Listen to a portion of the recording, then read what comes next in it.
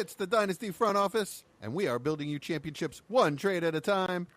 I'm your host, Jesse Herbert, and I'm here with the three best friends anyone could ever have. I'm kidding. I'm Jesse Schneeman, but I love Justin Herbert, so we might as well be brothers. Starting with the auspicious Austin Bell. How you doing tonight, Austin? I'm pretty good, man. I'm going to be honest with you. If y'all are brothers, I'm not sure if I'm drafting Justin Herbert this year. But yeah, I'm good. How are you? I'm good. I'm like the vestigial twin that they... I think you could have said uncle, and we would have believed it. Okay, uncle. Yeah, I'm uncle. Definitely. Yeah. For sure. And my main man, Chad Mendoza. How you doing tonight? I'm fantastic. I'm even better now that I heard Austin say Mike could for the second week in a row. It's like my favorite thing Austin says. He just Mike says it could. once in a while. Yeah. Mike could, and I love it. Yeah. What? Sincerely. Yeah, I sincerely love it. Every once in a while, he just says Mike could. Mike, if you've never lived in the South. Oh, you did? You lived in North Carolina? You didn't? Yeah. I did. I'm so confused right now. No, I have no idea what's going on. M-I-G-H-T, Mike. Mike could. Mike could. Yeah, like I might could go to the store for you if you really need to. Oh, okay. Yeah, welcome to North Carolina. What do you want from me? Exactly. I never. I told y'all I had public education. I really don't know what else y'all want from me. Fayetteville doesn't count as a real place. No, okay, definitely not in North Carolina. Let's not. Yeah. Oh, every Army base is its own island. It does not do what the region dictates. And that voice is Major Mike Casper. How are you tonight, Mike? I'm good, man. I'm good. I'm finally over the cold. I was puking last night, but oh my, yeah, okay. Super fun. It's a family show. It. Yeah, daughter did too. It was awesome. Yeah, good. It was a barfarama. Gosh, something like that. All right, why didn't you tell everybody where they can find us when we're not podcasting? We'll see if I can get through it without coughing this time. So catch us at YouTube and Facebook, Dynasty Front Office, or Twitter, X at Front Office FF. We'll be bringing you podcasts and videos all off season, Trade Bangers 2026 rookie profiles, and our weekly show. Please like and subscribe. Link to join the Discord is in the show notes and become part of the family. In this episode, we'll be bringing you our 2-year prospect draft.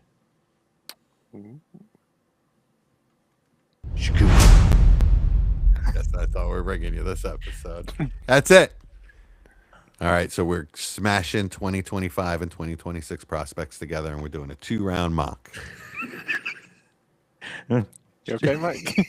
Sorry. Just the way he said smashing, I was like... Is a funny image for you? Yeah, I was like, all right, dude. Just to clarify, this means as a prospect only. No landing spot, no draft capital. So 2025 rookies at this point in time, in February, and 2026 rookies as of today. So some names are going to be really high. Some names are going to be really low. So y'all don't yell at us in the comments. Or we'll remind you when we're making the pick. Yeah, we'll remind you. Yeah. Don't message us. Hey, if we were drafting today, I would not take them here. But if you're going to message Jesse and then tell him how crazy he is over Justin Herbert, but just add that part in too. Yeah, he'll probably talk about Justin Herbert somehow in this draft. We'll see if we can get it in there. Chad, why don't you lead it off with 101? Yeah, for 101, I'm going to go with Jeremiah Love. And I might be the only person that has this take. I think Jeremiah Love, out of the last 2 draft classes, is clear-cut 101. I go back to where I had Ashton Jeanty last season at this time, and although I do believe that Ashton Jeanty was the clear-cut 101 of his NFL or his draft class in 2025, I do think he is better than Amari and Hampton. Although I did have them closer than I think you guys did. I think Jeremiah Love is closer to Bijan Robinson, Jahmyr Gibbs than he is Ashton Jeanty. Bringing the heat. And yeah, I like I said, I like Ashton Jeanty slightly lower. 102 I think would be a great place to get him in this exercise, but yeah, for me it's Jeremiah Love all day. So Mike, I forgot you didn't make picks in this, so you're hosting this. Yeah, I know. You just took over, and I'm like, well, I'll just sit here and you throw random comments out. He's just like, oh wow. Yeah, no, you don't say. I missed that whole part. When we were doing this draft, I was doing other things like Just making you're a awesome. living for my family. Tell Chad why he's crazy. Or are you just gonna agree? Nah, because I didn't say it. Jesse won't just agree. Yeah, no, but you have the 102, so Well, I mean, he Are we told just gonna you go to, straight to the 102? he told He you to said, say why he The was host crazy. is asking your opinion, Jesse. Oh, I thought you said Austin. Come on, Jesse, lock in. It's Austin or Jesse. Tell me why Chad's crazy. Hey guys, we're doing a podcast. Just so you guys know. Oh, No, I we started. Shoot. totally thought you said Austin. I don't know that it's all that crazy. They're both in the same tier for me, so I actually I'm fine with it. Yeah, the way people are talking about Love right now, I just don't think it's that hot of a take. Okay. All right. Austin, then just tell us who you got at 102. Then we might as well just move this along. 102, Ashton Genty. Chad made it easy. Having the 101 would have been tough, so I really don't think Chad was crazy with that. But this makes it really easy for me. It's the clear blue chip prospect left in the draft. Give me Ashton Genty, and let's hope he goes to a really good spot that he can dominate. That's kind of what I would think at this point. Okay. If either of you guys had the 101, would you have put Love there? Or No. is it just Chad? But it was really close. Jesse, if you had the 101? I probably would have gone with Genty with the Okay. landing spot. Okay. Though Sure. I will say, I think next week with the combine coming could absolutely change some of our thoughts and minds. I mean, there's a real possibility Jeremiah Love runs a 4.3 something with a 10-yard split that's in the low 1.5s, and it's gonna just make him go crazy if he does that. Yeah. So true. that wouldn't blow my mind if we did this exact draft in a month. Everybody's having Love at 101. To me, he's like if Alvin Kamara was as athletic as Bijan Robinson. That's what he is for me. I basically think he's like Jimmy. mean I don't with think he has you near mean the with the contact balance The of either receiving one of those skills, guys. you mean, right? Yeah, no, he doesn't. You're right. I would say that's one of his not weaker standpoints when you're talking like a 1 to 10 scale, but I would give him closer to an average number with contact for like NFL average for contact balance. Then especially if you're talking about Bijan and Kamara, because that was their like sticking point for both of them. I mean, Bijan had the best contact balance I've ever seen. Now I didn't get to watch Barry Sanders, so let me go ahead and state that. But I think that would be the biggest gripe I would have with that statement when comparing those two guys. Well, I'm not comparing every facet of their game. I'm just saying Sure. athletic ability. So I'm just saying a more explosive athlete. He's a more explosive athlete than Kamara was, but they have all the similar as far as their game goes. Very, very, very similar styles, and I think very similar production. And the fact that he is going to be an extremely good receiver. PPR formats, I think he's going to be up there with Gibbs. Okay. All right. Nice. All right. I think we got the two easy ones off the board. So, Jesse, at 103, where do we go from here? 103, I'm taking a quarterback, and I'm taking the most talented quarterback out of both of these classes, and that's Cam Ward. He has the best physical tools. He's the best arm. I don't know where any of these guys are going, but I'll take Cam Ward. I tried to take Jackson Dart here because Yes, you did. It's not what we're doing though. Include Right. the production. And so right, like if we were to include landing spots and coaching staff and weapons and everything like that, I would go Dart. But if we're just going off of pure prospect projection, Cam Ward, I am a very high level prospect. Austin, you shook your head. Who would you have over him? Fernando Mendoza easily for me. I think he's a clear better quarterback prospect in almost every facet except for arm strength. And just athletic ability. I think they're on I similar don't- levels, yeah, I to don't be think I honest. think Cam's a better Too much athlete of a than difference. Mendoza. Yeah. I mean, come on, that championship run by Mendoza. I mean, that's If it's he gonna looked be like a pretty Cam, legendary to play. be Yeah. honest. Yeah, I think they're pretty similar. I mean, if you're talking about like arm strength, Yeah, I definitely think Cam wins that one. But I think that's- arm talent's really similar as well. Yeah, yeah. And But Mendoza I just does think other stuff Mendoza's a better. better processor of the field and works on schedule a lot better.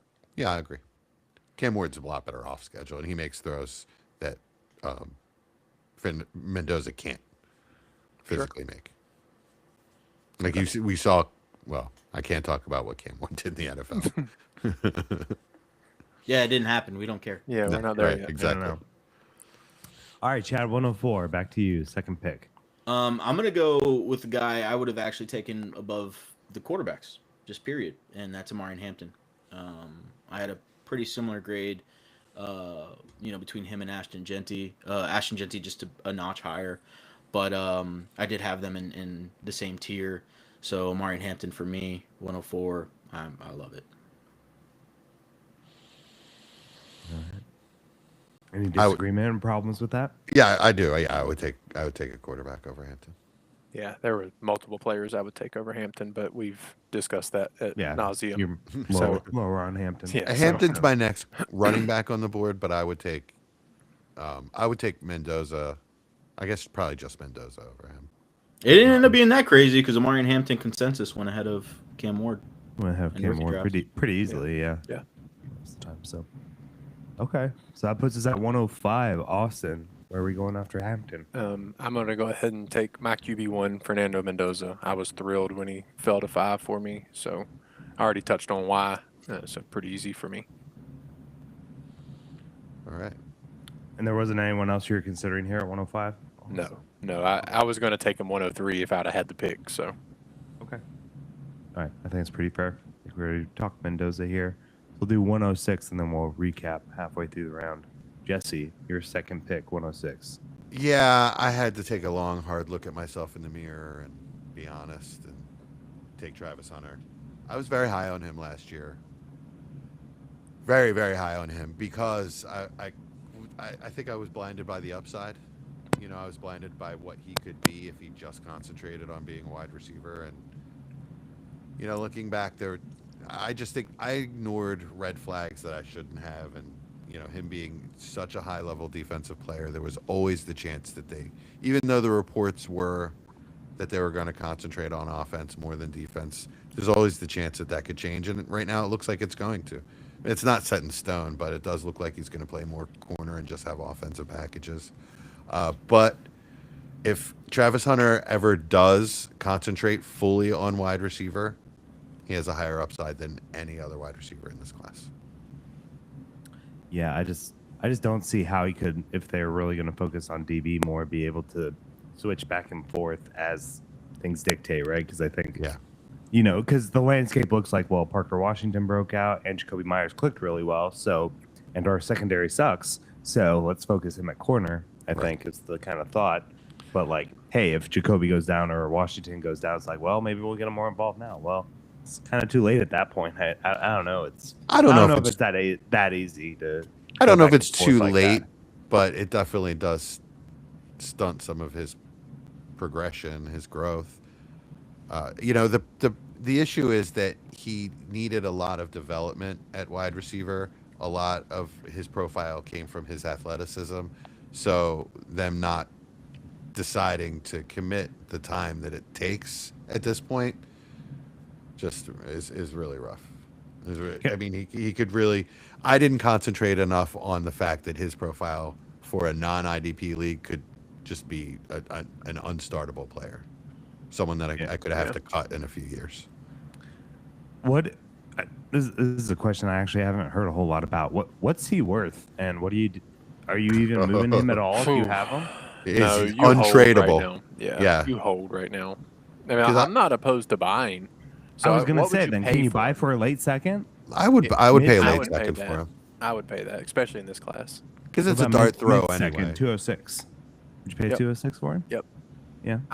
I may feel a little bit differently come April, but currently, yes. Okay. What about you, Chad? Just hold, no buy, no sell.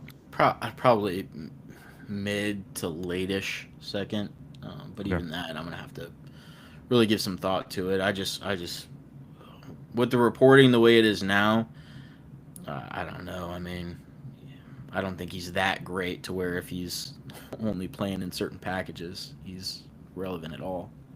Yeah. If he was already a polished player and didn't need the practice time and the reps, then maybe.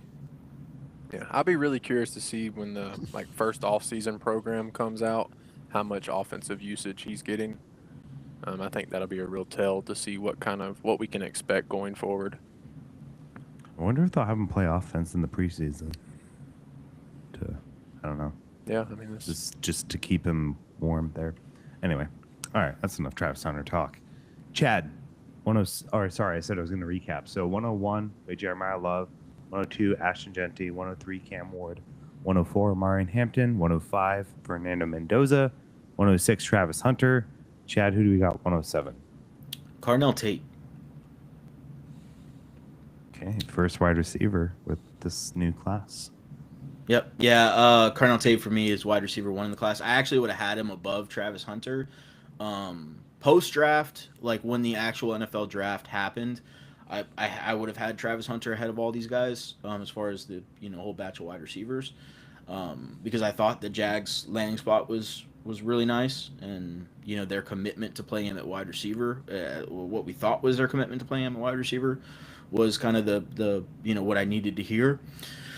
But yeah, I mean, with all the reasons we talked about, Travis Hunter's value depreciation going on now, Carnell Tate for me is easy to have as a wide receiver 1.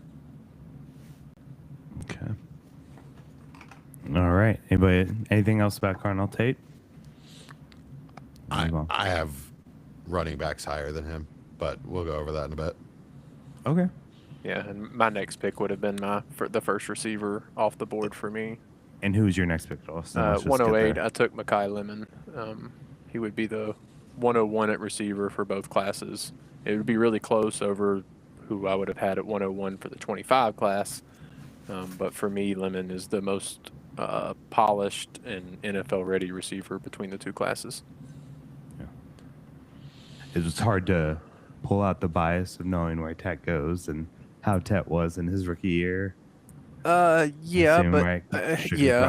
It was, but knowing how I felt about T-Mac coming out, I did have him at wide receiver 1. It was really close with Hunter, so I really liked the Hunter pick at 106, Jesse. I thought that was,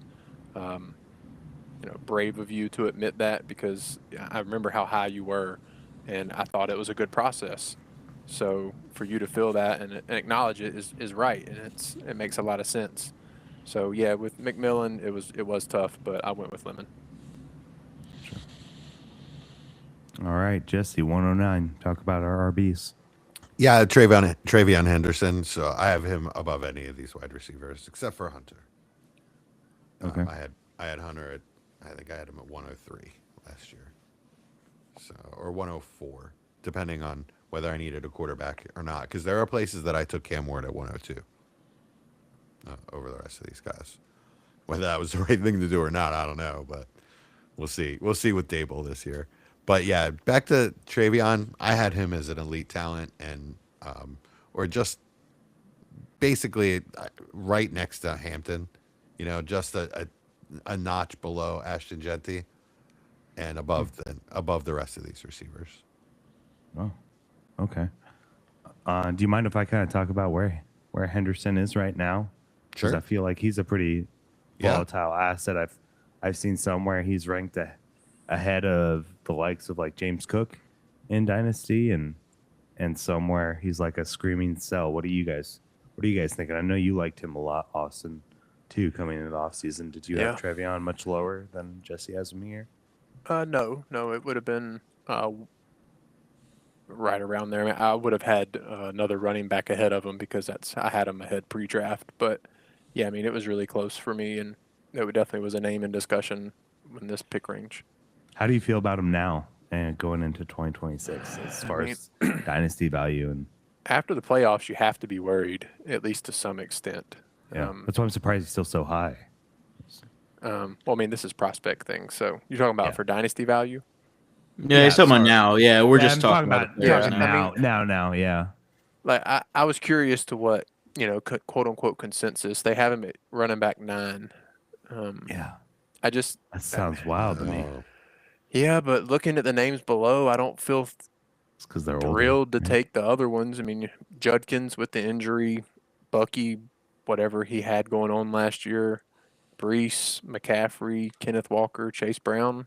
I mean, you can make an argument for any of those guys, but at the same time, we also did see some elite ceiling play with Henderson. So you don't know if the offseason, he's going to get the work or not. But yeah, after the playoffs, you have to be a little bit worried.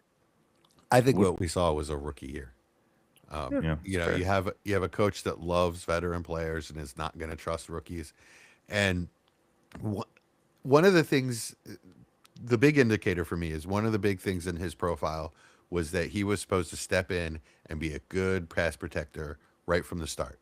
He was the best pass protector out of all the running backs coming out last year, and it didn't happen. He was terrible, and they couldn't trust him.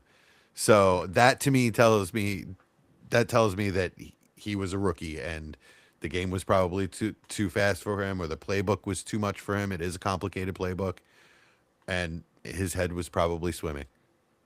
Get him an I off mean, season in the program and reevaluate next year. But I'm not buying him at RB9 price. one of the things that's interesting, an interesting talking point when we're talking about running backs coming out of college and their ability to pass protect. A lot of the college end of things for running backs, it's an athletic position, right? So in college, as long as they can get the fundamentals down and they know their assignments and they don't mess that part up, they can be really, really good pass blockers. But then when you get to the NFL, those guys who did all those technical aspects really well may not be able to face the new level of athleticism the NFL throws at them. And that's just different. I don't think it's like a technical ability of him as a pass blocker. I think it's sometimes he just can't deal with the with pass blocking some of the guys that he's tasked to pass block. And I don't know how much better that gets. It's That going to could be interesting to see going forward. could be true, but that's not really my argument. My argument is that they just didn't trust him, and that they trusted Ramondre Stevenson. I don't think anybody thinks that Stevenson is a better running back. I think No, I didn't say that. I'm saying that it's going to be interesting to see how good how much his pass blocking can improve yeah. going Well, forward. just overall how much that they trust him and how how much he can prove that he can be in the right spot when he's supposed to. So something that came to my mind after thinking about Travion's rookie year was DeAndre Swift's rookie year. The usage wasn't what we thought. He never quite got the work we wanted. And we ended up learning 2 or 3 years later that the coaching staff basically just hated him and didn't trust him. Yeah, and he was never in the right spot. Exactly. So that is a worry as someone who was extremely high on DeAndre Swift coming out of college. And then that Same. happened, kept being extremely high with Travion Henderson. This happened year one. It is something you need to be aware of, that even though this coaching staff drafted him, maybe they realized that he wasn't quite what they thought he was for, bell cow usage, quote unquote, Yeah. going forward. Miles Sanders, another one. Yeah. yeah. Yep. Elite blindness. He just had the worst vision ever. All right, Chad. That's enough RB talk. Who we got at 110? Yeah, so this one was really, really tough for me. A lot tougher than I thought it was going to be. But it was made a little bit easier because I forgot for a brief second that tight ends existed. I probably would have went a different direction. But I ended up going with Teteroa McMillan. I like Tet. I have him and Jordan Tyson very, very, very close. I have all these guys really, really close that we've mentioned so far, all the wide receivers. But man, Tet, just the style of play he has is my kind of thing. So I just went with Tet just because. But it could easily be Jordan Tyson for me. No arguments here. No, I thought it was a great pick. All right, Austin, 111 then. It was pretty crazy for me in this draft. My first 4 picks, I got my first at the position in each draft. So I went with Tyler Warren. Felt like a steal. I know I was extremely high coming out last year, and I know Chad was as well. So getting him here at the end of the first with these two classes together is a great steal in my opinion. Perfect draft for you. Yeah, that Yeah, was to when Chad start, said- it changes, but to start, yeah. That's when Chad was like, "Yeah, we do have tight ends." That's right. Yeah. I do remember how high you were on Warren, Chad, Yeah. going into the draft last year. So, like it, love it. Yeah, because I would argue with everybody that listened or that wanted to argue between Colston Loveland and Yeah. Tyler Warren. Yep, and I Love that I guy. took him in one spot. I took Loveland in one spot first, and I took Warren in another spot first. And honestly, I don't regret Hey, either. it's Yeah, both worked out. working out. It worked Yeah. out, right?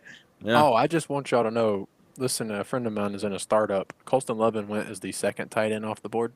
Wow. 1.0 tight end premium. He went at the 203. Wow. He went before Bowers. Over Bowers. No, he went, before Bowers. Yes. Oof. That's crazy. Wow, that's nuts.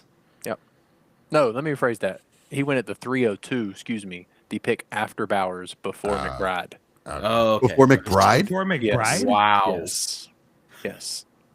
Well, McBride first of went all, as the tight end three? for listeners, if your league, if you're in a 1 point premium tight end league and you have even one flex and you allow McBride to fall into the third round, you are a psycho.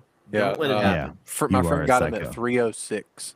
That is McBride. Oh my crazy. gosh. Yeah. I've That been is He'd be the begging number him one to just scorer in keep the it. league. Yeah, he was. I literally would have took him at like 105. Yeah, I've tried to tell him. He was like, man, I'm thinking about going running back. I said, what tight ends are available? And he's like, oh, this. I'll go tight end. Next round, oh, I need a running back. Who's available? Oh, yeah, take the tight end again. I was- wouldn't you?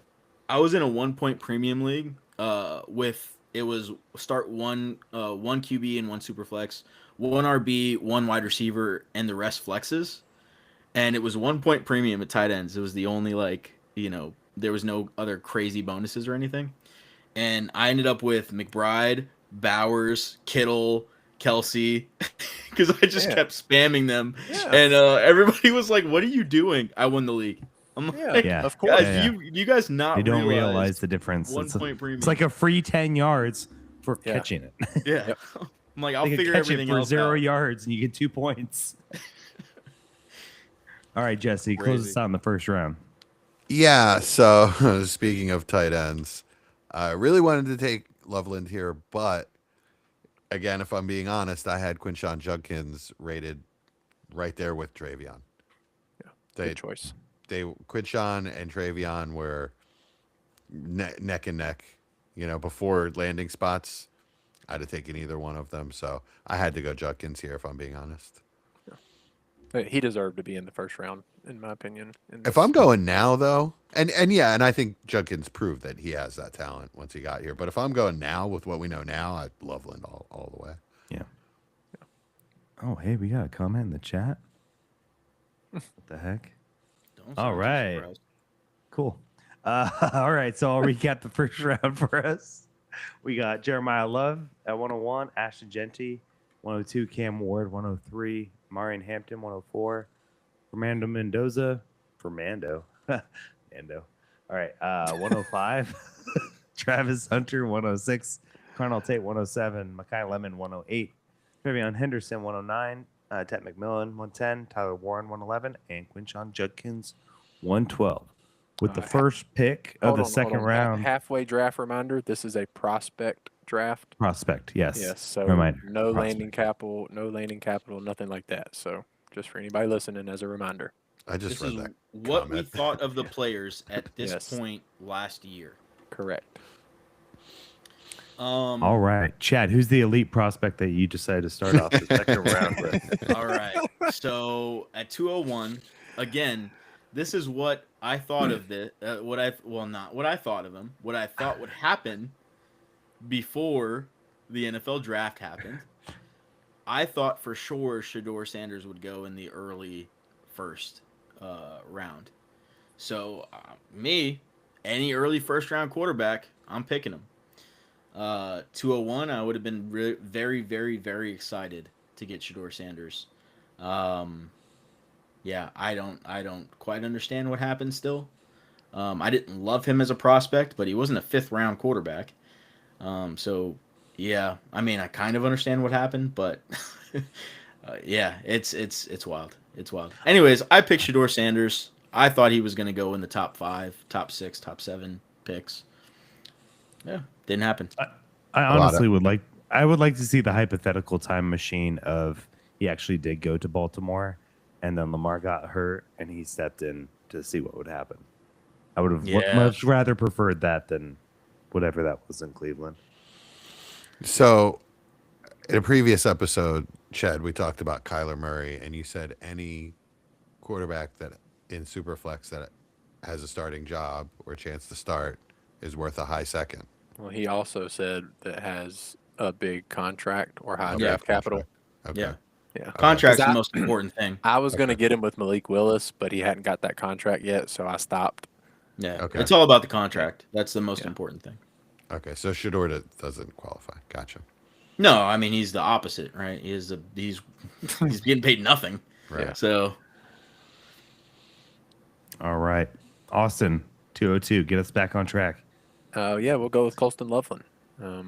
I wasn't as high on him coming out last year, but still liked him as a prospect. He was a tier below for me for Warren, but still in the second round in this class. With the two classes combined, he felt like a great get at the early second. Anyone that listened to this last reception perception episode should be drooling over Colston Loveland. Yeah, He just unlocks that offense, and I mean, he could be their number 1 receiver next year. yeah. Realistically, I mean, from week 9 on, he pretty much was. Yeah, Didn't he lead the team in receiving on the year? probably with injuries that wouldn't shock me.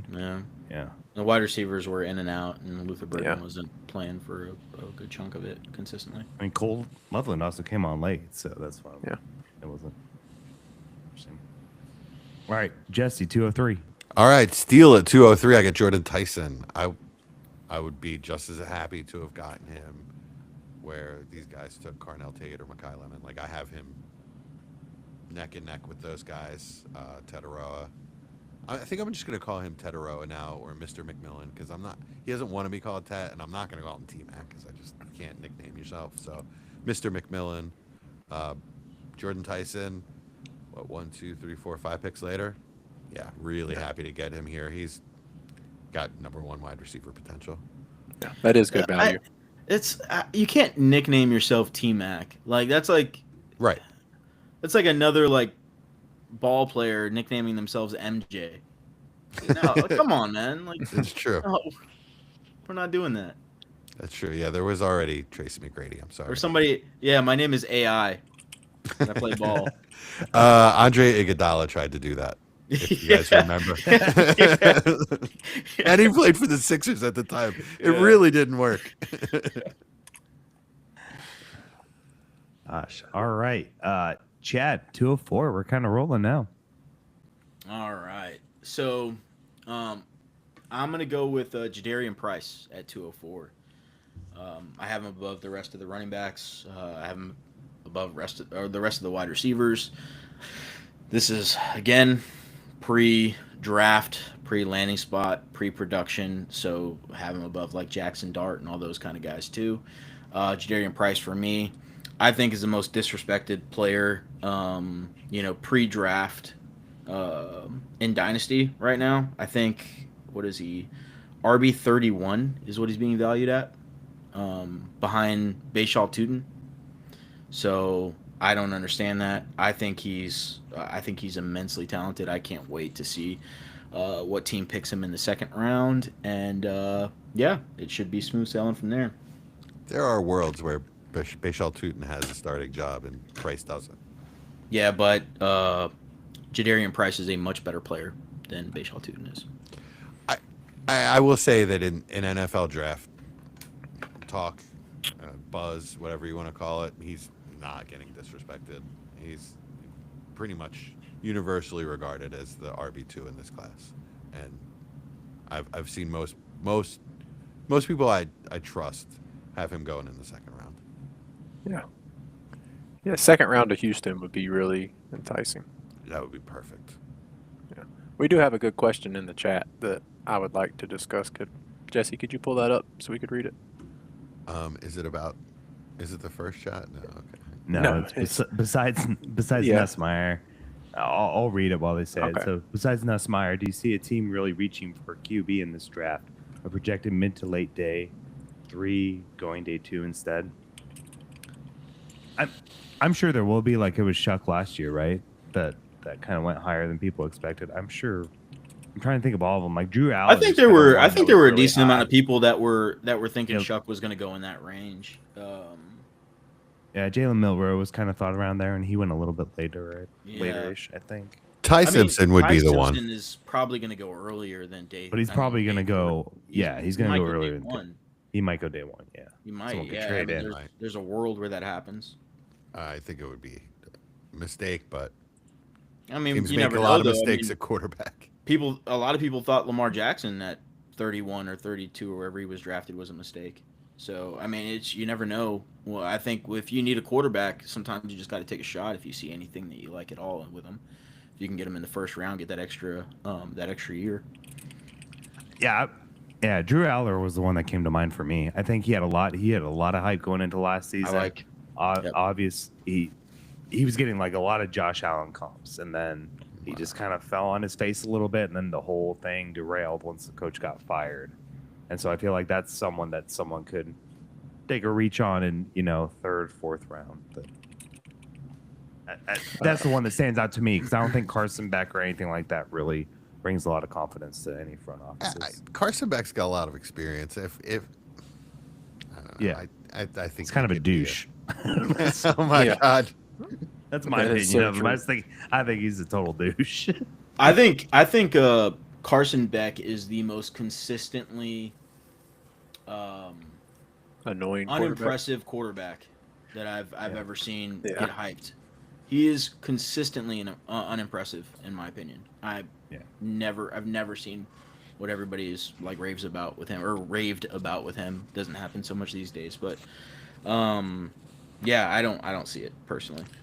I mean, he kind of answered his own question when he said Nussmeier. He's the one that I could see having sort of like a Spencer Rattler sort of path. A name I want to bring up. Minshew. This is deep in the weeds. Cole Payton from North Dakota State. I've seen some pretty impressive draft buzz from people that I trust of possibly day 2 capital, which is pretty crazy. I know the last North Dakota State guy hurt us after going 3 overall with Trey Lance, but I watched 2 of his games lightly. It wasn't like all 22 or anything, but he makes good throws. He's enticing. He is a lefty, which is always a weird thing to watch, but just a name deep that come April we may be more familiar with. Y'all know I like a good lefty quarterback. You do. I'm with Mike. I think Drew Aller is the most intriguing prospect outside of the ones that are consistently talked about in the day 2, day 1 conversations. With his arm talent, his size, there's a big possibility somebody can fall in love with him and think they can fix his mechanics, because that's the one thing that I think is absolutely terrible about him is he's not terrible. Consistent. Yeah, they're bad. But I mean, what is he like? 240, 6'5", he's huge. 6'5", 235. With a cannon of an arm. Yeah, an arm that is he can run. Impressive. Yeah. So he's one of those guys that if in 5-10 years somebody was like, man, Drew Aller was a guy, I wouldn't be shocked. He's got all the traits and stuff. He's just got to fix some of the kind of situational issues he has where he just makes randomly really ill-advised throws. And then the mechanics, obviously, they're just so weird. They're all over the place. They change from play to play. It's interesting. No one brought up Cade Klubnik, right? No. All right, good. Just making sure. I just wanted to make sure nobody said that name. All right, let's get back on track. All right, 205. Thanks for the question, though, Grandizer 12. Appreciate it. Excellent question. So we got. Oh, I almost said the name. Austin, who do you got at 205? 205, I took another tight end. I guess this is what I'm doing now. I took Kenyon Sadiq. At this point, there wasn't a clear player that, looking through the last 2 drafts, that I felt great about, and Sadiq was the one that I felt like had the highest prospect value, though I ended up not drafting the other player that I really wanted to take here, so I'm going to go ahead and say it. I really wanted to take Eli Stowers here. I've having a real internal confliction on which one is my tight end one in this class. So I'm hoping the combine helps me figure out if Stowers can test athletically enough. I know Sadiq's going to. So if Stowers can, then he may jump him for the tight end one for me in this class. That won't happen for me. Yeah. Not at least not pre-draft anyway. But yeah, that's 205 Sadiq. All right, Jesse 206, take it away. Yeah, elated to get Emeka Ibuka here. I had him in the late first last year, so I would absolutely love him here. I would take him above Sadiq. I would take any of the next 3 players that were taken actually over Sadiq. As I had them rated. Fair. Anybody else like Buka here? 205. That's fine. Perfectly fine. Good. All right, Chad, so give us another really trailblazer in his rookie year. Yeah. Of course I'm getting stuck with all these guys.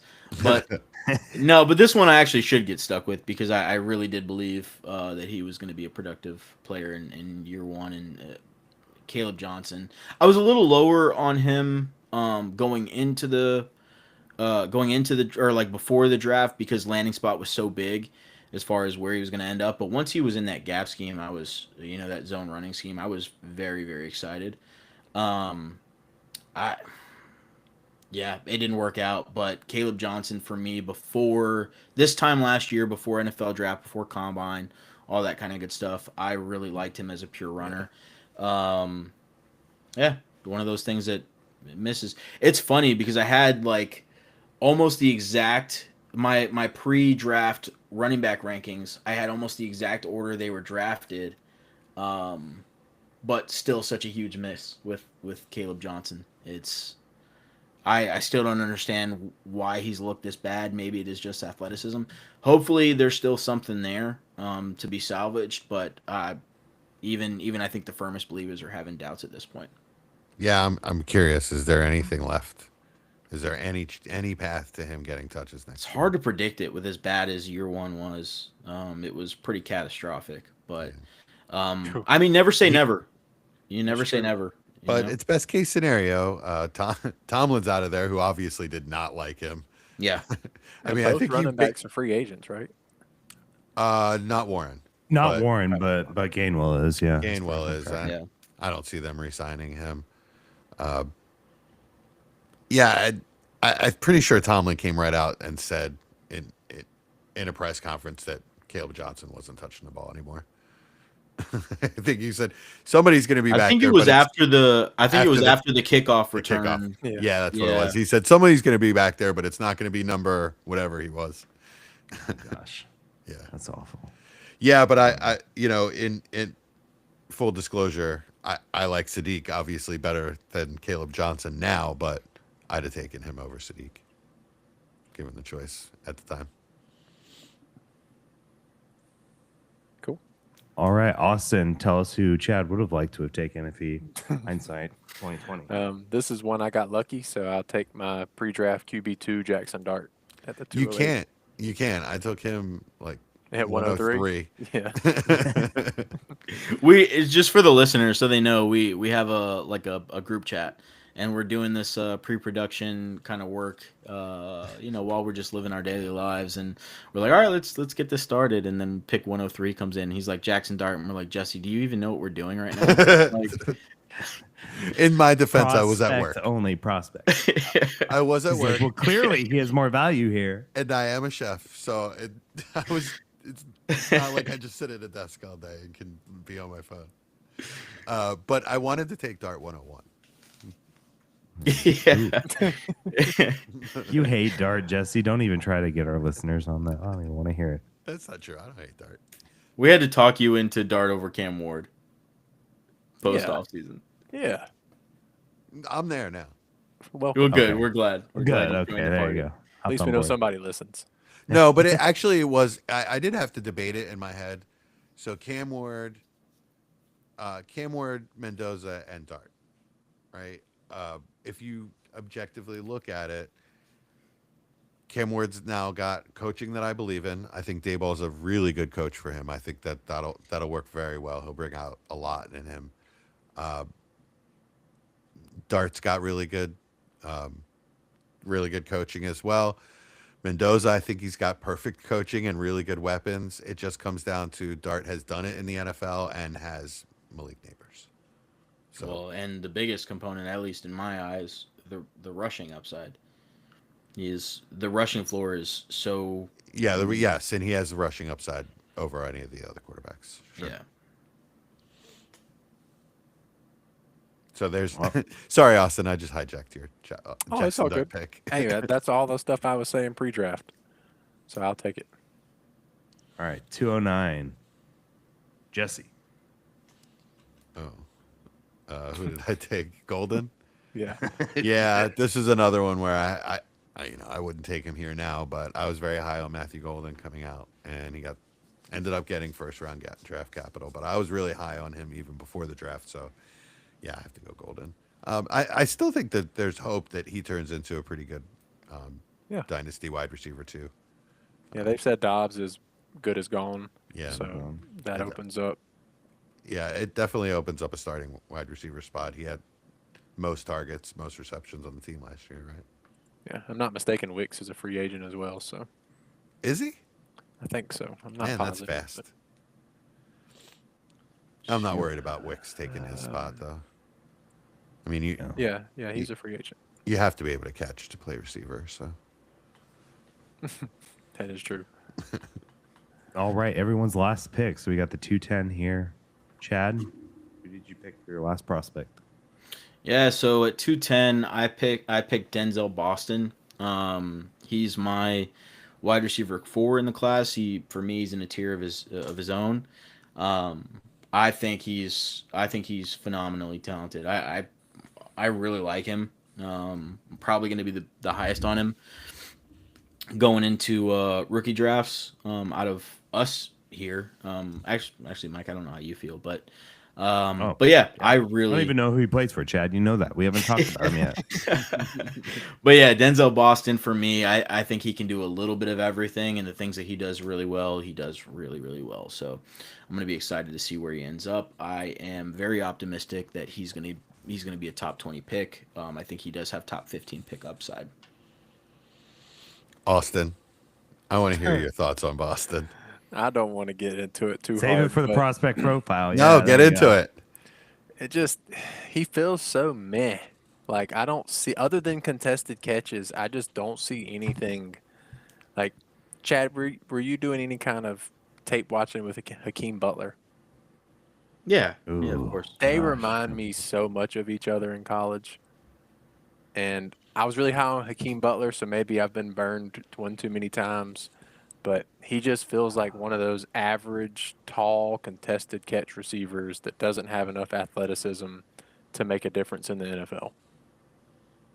That's how I view him. Like Jesse pre-show brought up Kelvin Benjamin, and that's actually a pretty good comp for me. I think he's Michael Pittman. What I said was he could be D-Hop or Kelvin Benjamin. Yeah. I think he's Michael Pittman. I think that is like the perfect comp for him. What about David Bell? I think he's a better player than David Bell. I think he is too, but it's just that archetype of wide receiver scares For me, he's a very similar in not just play style, but also in level of talent as Michael Pittman. That's the way I'll put it.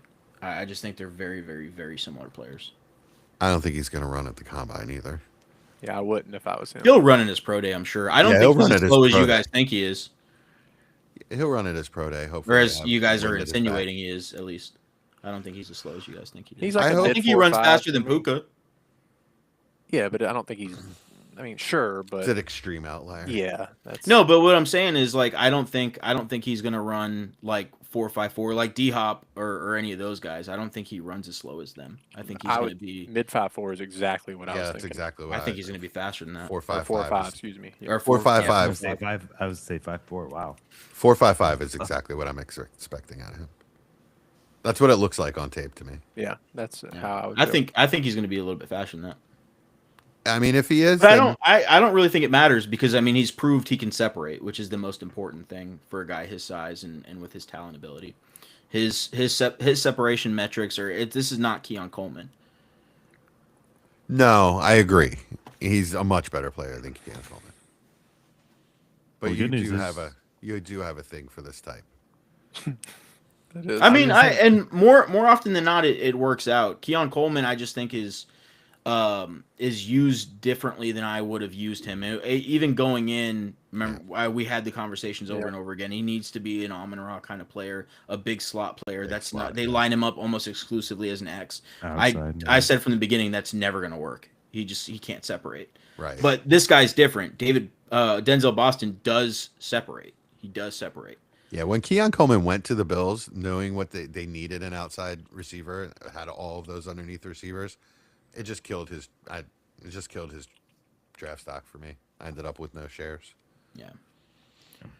Well, the good news is Austin and Jesse, each of you have one more pick. So yeah, I who got are to you take taking my over, wide receiver Boston? 4. So Austin, who's at 211? Who is yours?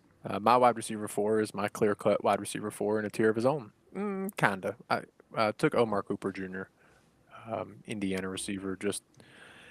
He just feels like one of those guys that you put him on pretty much any offense, he succeeds. He's not an alpha, and I can accept that, but I think he is a great wide receiver too, and should be pretty effective in fantasy. Really good after the catch, really secure hands,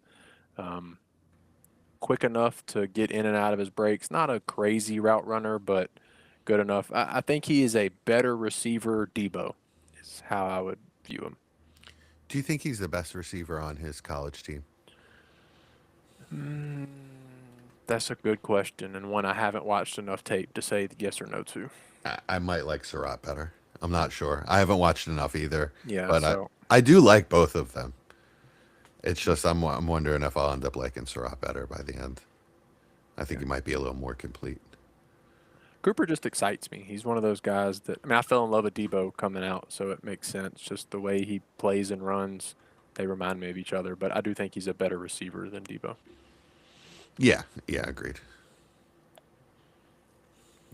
All right, Jesse, last pick, and then we'll recap. All right, let's continue the theme. This is my wide receiver 4 in this class, in a tier of his own. Is KC Concepcion. We just did a prospect profile on him. Electric, fast, quick, playmaker. Right, somebody that can score from anywhere on the field. More and more of my leagues are including kick and punt return points, and it's becoming more and more important in the NFL as they change the rules to make it more and more important. So, yeah, I'll take him here. There are other guys that I considered, though. It was really tough for me not to consider guys like Dylan Sampson. I was very high on him before the draft last year. I thought he was going to get better draft capital than he did. He ended up proving that he is a good NFL back, by the way. Mason Taylor, Arroyo. I was very high on Arroyo last year. So I considered all those guys. Am I forgetting anyone, Austin? You were super high on those tight ends. I remember that. Yeah. No, I mean, we both discussed Stowers after the Yes, draft. Stowers. Stowers was the other one that I considered here. The name for me, aside from Stowers, was Cam Scotabo. I had him at, I think, 5 pre-draft. Oh, yeah. So I forgot all about him, actually. Yeah, he would have been my next running back off the board. Yeah, he'd have to be in consideration. And I'm guessing, Chad, for you, it was R.J. Harvey. Would that be Yeah. the name? Yeah, because RJ I know you were really high, and kudos to you for that one. I almost put RJ Harvey in a couple times, but then I remember I wasn't there with him until he got the draft capital to the Broncos, who I thought was a perfect fit. Yeah, I think me and you both had him at 9 or 10 pre-draft, whereas he was Chad had him at 5. for me. Yeah, okay, Yeah, right on. remember that. Yeah, I had Dylan Sampson that high. All right, so we'll recap the second round. So 201 was Shadur Sanders. Again, prospect profile, everyone, in case you've fallen asleep. Colson Loveland, 202. Jordan Tyson, 203. Jadarian Price, 204. Kenyon Sadiq, 205. Emeka Egbuka, 206. Caleb Johnson, 207. Jackson Dart, 208. Matthew Golden, 209. Denzel Boston, 210. Omar Cooper Jr., 211. And KC Concepcion at 212. All this to say, guys, now that you're looking back at your processes for, analyzing these players last year and how you had them ranked, has any of this changed how you've approached your analysis and how you're looking at the rookies this year? Is there anyone where you're like, man, they really burned me with this, and I, taking a second look at that now with upcoming classes, or is it all kind of just the same? I don't think there's a lot of similar players, to be quite honest with you. Like, I don't think there is a Caleb Johnson kind of player that's, we're expecting to get, we're expecting to be drafting early, or Shador Sanders, where, maybe kind of process issues could, have them drop. I think those kind of are the rare, thing we'll probably never see again with Travis Hunter and his positional issues. So a lot of those warning signs aside that maybe we might have missed on, the one that is kind of interesting to me is the tight ends, right? Like, it's tough for me to come to terms with the fact that you could get Tyler Warren in the back end of the first, and you can get Colston Loveland in the early second, or back end of the first, and people are going to be picking Kenyon Sadiq at 106, 107, in this draft class. I think it's just the Because history of of this being class. burned at that previously, because you had, Kincaid and Pitts that kind of burned, players a little bit, and I feel like that's kind of what allowed those tight ends to drop a little bit. I don't know. What do you guys think? I'll say that one thing that has haunted me a little is I kept saying to myself in drafts last year, not that I had a lot of opportunity to draft Warren or Loveland, it didn't really come up, but I did tell myself a number of times I can get tight ends later in this class, because there were a ton of tight ends last year. Yes, I did hit on like some Fannin and some Gadsden, and to a lesser extent, I still like Mason Taylor and Arroyo, but it caused me to miss on like guys that could be the tight end one by the end of next year. So, Yeah. Just because you can get a guy a position later doesn't mean that you shouldn't take the elite player now. So, and that's kind of my point to an extent, is that I'm not going to be able to convince myself to take Kenyon Sadiq at 106 if that's where he ends up going, with draft capital, when there's going to be guys like Eli Stowers, like Austin was mentioning, that you could potentially get a little bit later. For me, this is the class to kind of have that mindset, whereas like last year, I just thought Colston Loveland and Tyler Warren were just different. Those are like once every 5 year kind of players that come out. But this year I think I'd much rather take the guys going in the second round than I would Kenyon Sadiq, I think, is what I'm telling myself. Claire, Stowers, and even Trigg are all really enticing to me for the tight end position. Like, so I feel like I have a clear 4 guys at the position this year that I really like. I'll let the combine and the NFL draft tell me that. So with what Chad's saying, don't forget Roush. Roush is a guy. He's my Gunnar Helm this year. Okay. I think he's better than Gunnar Helm, and I'm a Texas fan, and he's a better player than Gunnar Helm. Right on. He's a good player. So with what Chad's saying is, if Sadiq does cost the 106 or 107, then yes, I'm going to be off of that. I'm going to be trading back, and because I do feel like this tight end class is a lot closer in prospect ranking, I guess you want to say it. Whereas last year with Warren and Loveland, you had a clear tier break for me. This year, these 4 guys for me are really close. As it turns out, though, I think Fannin and Gadsden are very close to that tier with Warren and Loveland. Yeah, we'll see. I'm a little hesitant on both. I'm scared both are a little bit overvalued now, but they are exciting possibilities. Mm-hmm. Yeah, I wouldn't pay that price for either one of them, but Fannin's at tight end 5 right now. I wouldn't pay that for him, but if I have him, struck gold. I have 30 gajillion Gadsden shares, so I have a lot of Fannin. never have to think about his price again. Well, I'm probably gonna try to sell somebody. Yeah. Traded Fannin in a second for Judkins in the playoffs last year. That's how over their skis people are. Yeah. That's nice. Yeah. Cool, All right, that's it, gentlemen. gents. Yeah, is that it? We're in Yeah. overtime. Oh, Overtime. one thing I will. Let me just add one more thing. We didn't really touch on him, but one thing I am gonna pull from last class, which I pull from every class it seems like, but I just like to say it before the draft. Ty Simpson, no matter what you guys think of him, if he gets the draft capital, draft him in your leagues. Yeah. Yeah. Just draft him. Don't let him Especially fall in the this class. second. Yeah. Yeah, Late get him first. at the end of the first. Yeah, exactly. Yeah, Don't- I mean, don't let just it just happen. do it. You know, don't let the Jackson darts at slip down to 201, 202, 203, and then you're kicking yourself 5 to 10 months later Because you took Matthew Golden over him. Yeah, exactly. Right. And Jesse, don't bring up that one league you got him late. That's where. No, I saw you loading it up. No, I was going to talk about Bo Nix at like 204, 205. Yeah, you know? I mean, it happens almost every year. We do it almost every single year. So yeah, that's a great thing to say Penix as well. is the one where like, did that burn you? Sure, but like, But it didn't. he got at the same hurt time. too, right? Yeah. At the same time, Because- he was the starter. So Yeah, I mean, you had plenty of opportunity to move on from him if Penix you is didn't still- believe on him. And Penix has still got a shot. I mean, at the end of the day, you had an opportunity with everybody. You still have the opportunity with Tyler Shuck if you still don't like him and you want to move off of him, but you got him in the mid second. And there was a point in time where he was going in the late second or early third, before the Derek Carr ended up retiring.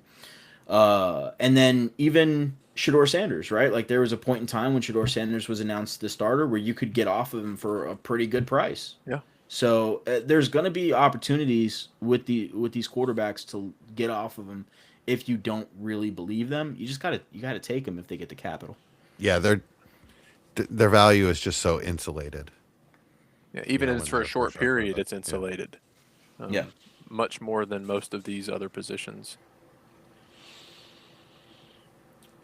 All right. now we're in overtime, right? Now we're in overtime. Let's do it. Austin, I'm going to give you an opportunity to talk about anything you've seen before we go into our thing. I haven't. He's been raving about Night of the Seven Kingdoms nonstop. Can't get I him to shut up. haven't seen. Well, I've been watching Get the up. Olympics like crazy. Oh yeah, that was good. Been watching a ton of Olympic stuff. Nice. Yeah, But- the Olympics have been fun. Yeah, I've watched US has pretty really much stepped every up. evening. Yeah. Yeah, but girls other than hockey. that- You see the Yeah, Yeah. that was an awesome game. Yeah. yeah. But other than that, honestly, I've been messing with puzzles. I've got this. All of a sudden, I ran a couple weeks ago. Gosh, Saw you're turning on- into Jesse. A couple weeks ago on social media, I saw somebody post that they bought a puzzle for the first time, and I was like, "Man, that sounds kind of fun." So I went on Amazon, typed in puzzle, found one I liked. I did it twice in like 3 days. It was a 1,000-piece puzzle, and since then I've bought 3 more, and that's just what I've Wait, been you doing did in my the free time. same puzzle twice? Yeah, because the other one wouldn't come in quick enough, and I had the itch to do another puzzle. So I put it all back in the box, shook it back up, and put it back out and did it again. Austin, Puzzle, the poor if I man's was Lego. hanging out with you, and we did a puzzle, and then some hours later you're like, "Hey, let's do that puzzle again," I'd be like, I'd tell you to F I'm off. going "I'm never hanging out with you again." I'm going home.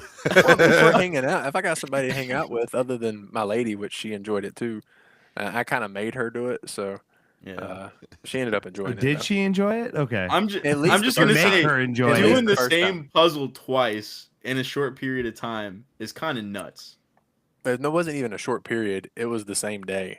I Yeah, finished that's it. nuts, bro. So to get Sorry. a little bit of context, it was the original 151 Pokemon. So it felt different even the second time I did it. Nostalgic or something. Well, like it just felt different because there's so many different objects to put together, like in the puzzle. Yeah. Like it didn't feel like I was doing. It wasn't like a picture of a bridge where like, oh, this is water, oh, this is grass, oh, this is metal. No, it's like, nah, there's 151 different things. So, yeah, but yeah, it was a little bit of. It still Little chaos on me. sounds nuts. Don't tell people that you It did that. feels nuts to be honest, saying it out loud, but it was fun. I'm on my 4th different puzzle now in the past like 3 weeks. Cool. That's awesome, man. Maybe, Nice. maybe awesome, but I appreciate it. No, it does sound cool. I actually went through a little spell during COVID where I was doing puzzles. That was a fun time to puzzle during COVID. Yeah, I could see that. I was like even gluing them and like making little frames and stuff. It was fun. Yeah. My 3-year-old's super into puzzles right now, so I'll send you some of her Well, stuff. look, Austin. I I'm have not this- kidding either. She's way into it right now. I have this 1,000-piece Harry Potter one that I gave up on, so I will send it to her and see if she's smarter than me, because she probably is. Oh, she's not that I good yet. couldn't do it. No, it's like unicorn, princess, fairy dolphins and stuff. Like it's all sorts of It'll be all right. crazy stuff. Yeah. What's the over under on people sticking it out through the puzzle talk? Well, hopefully it's going to be just as high as what y'all are about to talk They're about, because literally I'm all, out they're here. they're literally all gone. I have one puzzle story real quick. So when I was pledging the fraternity when I was in college, one of the bonding things that they made us do was they got a puzzle and they put it all together and spray painted it black, and then took it all apart and made us put it back together. It was. Did you know they sell puzzles like that now? Oh, really? It was Yeah. really hard and really annoying, and it took us That weeks. sounds awful. It took us it's weeks funny. to do it. It was horrible. Like sometimes I like to make fun of the military because of all the stupid stuff that we do. But man, that is one of the stupidest things I've ever heard. Yeah. Actually, You just it gave sounds some like sergeant major something the an idea to military do would that. do. Yeah, you just gave a sergeant major an idea to make a private. That's what we do. Golly. Yeah, so speaking of puzzles, and not that I want to continue this puzzle talk much longer, but See, this is a good topic. For the love but of- I've been watching Survivor, and I just thought about it because all the puzzles they do on there. But yeah, no, that's been a lot of fun. Watched the a few of the newer like 40 something seasons, Are they good? and then they're actually pretty good. They're not bad. Okay. You kind of got to like dig into them a little bit, like the struggle through the first episode and just keep going. But there was one season, I think it was 40. It's either 47 or 48. That one was interesting from episode 1 because it had some freaking characters. I'll text you offline. Okay, yeah, Austin, please do. and let you know which one. I like watching seasons. Yeah, me too. It's gonna be my Beast Games replacement when Beast. Okay, Games yeah, I'll send it to the group chat then, and then now I'm on. I went back to season, I think it's 13. With like they had Exile Island. I don't know if you saw that Oh one. yeah. Yeah, so now I'm watching that one, and that one's a lot of fun so far. Yeah, those older, like from 20 and down, those are some good seasons. You gotta watch Jesse do this too. You gotta watch the new one of the newer seasons that's like a really good season, like 47 or 48 or whatever that is, and then go back and watch one of the older seasons, and it's so jarring. Like just the time difference between the two. I'm excited to watch one of the older seasons. Yeah, It's been a long yeah. time. This is a good one. The one that I'm watching right now is actually pretty good. I'll send you that one as well. Cool. All right. Knight of the Seven Kingdoms. My God. Chad, I didn't think it would be as good as you said it was. You undersold it. I mean, good. I tried to sell it appropriately, but nobody was you very sold it excited. appropriately, so I watched them all in one night. Yeah, so Yeah, I was I like, did too. I kept talking about them, and they would just be crickets. And I was like, okay, well, I guess I'm gonna shut up because everybody wants me to shut up. I mean, it starts out kind of lighthearted. My wife called it it's like a sitcom. It's the Yeah, sitcom of the Game of Thrones world. the office of the Game of Thrones world. Yeah, until episode 5 when they start bashing his head in with a mace and stabbing him 7 Oh, times. spoiler! Yeah, I was about to say, I don't think y'all should be talking about. No, that's fine. Spoiler! We're- Leave if you have not Yeah. finished the. All right, guys, I'll episodes that catch are y'all out. later. Austin, we don't care. You have Oh. to stay. So one of I the was just funniest... Oh, go ahead. Oh. Mike. No, I was just gonna say. I know, Chad, you're like, man, I wish I didn't read the books. It's crazy. I want to read the books, but I don't want to do it now until I watch the whole show. Don't. Yeah, watch the whole show first and then go back and read the books because the books will add stuff to it. Whereas, like, if you read the books first, you'll be like, oh, that wasn't in it. You know, I feel like Yeah. it's a different experience. Like, I wish I didn't read the novellas before. Man, but how long can you stand there and talk to somebody with the back of your head missing? Yeah, right. Oh my God, that was so shocking. I couldn't believe that. Yeah, So now, Well, now it was the helmet was Well, the holding it helmet all was in. into Yeah. it. It was like then when they took the it was helmet out, applying the that's when- pressure to I guess so. when they rip the it's like when they say, you know, when you get stabbed with something really deep and they're like, don't remove it because Yeah. that's what's Ugh. holding it together, man. Oh my God. The bashed in helmet. Oh, so now Duncan's screwed. But did you notice like when he got his like helmet bashed in? This is when I well, I knew he was messed up because I read it, but even if I didn't, I was like, oh, that's a cool kind of ad where he's like, my visor's cracked, but his helmet doesn't have a visor, so he was already gone. He was like, yeah, he's already starting to lose his mind. Yikes. So Well- I need some clarification on who everyone is. Was he? You is gotta he a- watch YouTube videos. yeah, is he a Baratheon? No, he's a Targaryen. Oh, Targaryen. okay. But I was his thinking he mother's was the from brother of Dorne. the guy with the deer antler crown. No, No. he's a Targaryen, but his mother was Dornish, which is where Pedro Pascal's character was from. Gotcha. So they like intertwined. That's why he has the dark hair. The sand snake or whatever. Yeah. Okay. So who's his brother? My The guy guy, he's fighting against, yeah, yeah, with the white hair. the Oh, kind his of pissed brother. off dude. That's his So his brother. brother's Oh, the one he's that next killed in him. line now. Yeah, his brother's the one that hit him with Yeah. the mace. Okay. Oh, he is. Yes, his I brother didn't- killed him. That's why I he didn't was catch like, that. hey, your helmet's bashed in, and he was like, oh, it was probably My it was brother. likely my car. He's strong. Yeah.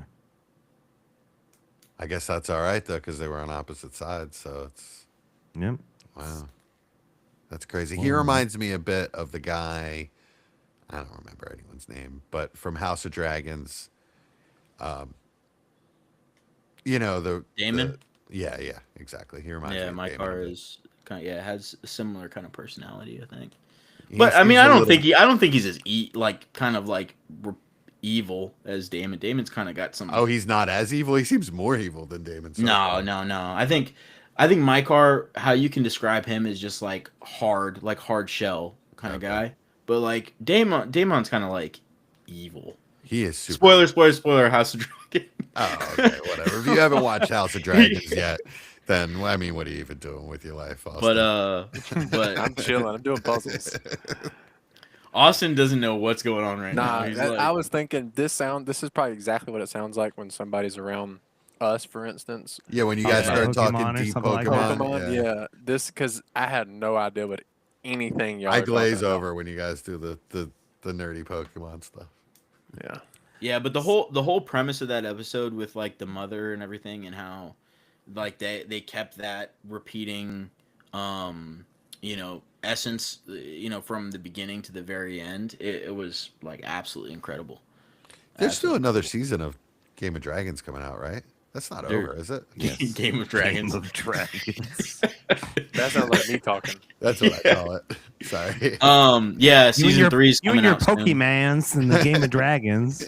But the author George R. R. Martin and the showrunner of House of Dragons have gotten into a little bit of a tiff. So hopefully they figure that out.